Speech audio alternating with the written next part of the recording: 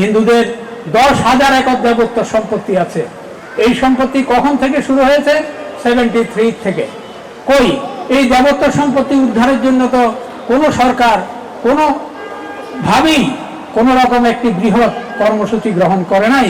পার্লামেন্টে একটা আইন যাও রচিত হয়ে আছে, এটা পার্লামেন্টে উঠে 10,000 একর।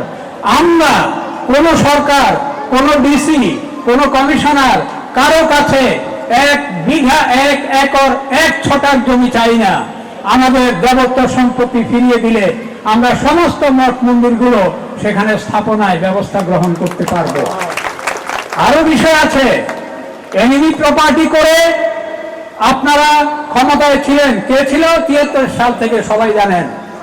এই এনিমি প্রপার্টি নাকের ডগায় মূলা ঝুলিয়ে এদেশের 10 ভাগ হিন্দু দেশ থেকে বিতাড়িত হয়েছে অনেক যন্ত্রণায়, যে তার ঘরের মধ্যে অন্য সম্প্রদায় এসে ঢুকছে, তার সম্পত্তি অন্যকে লিজ দিয়ে দেওয়া হচ্ছে প্রশাসনের কুচক্রী মহলের এই সমস্ত দুর্নীতির কারণে।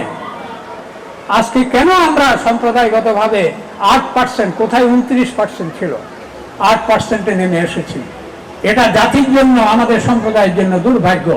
এটা আপনাদের জন্য নয়, সরকারের ব্যবস্থার কারণে আমাদের এই দেশের হিন্দুরা বহিরাগত হয়ে ভারতে চলে যাচ্ছে।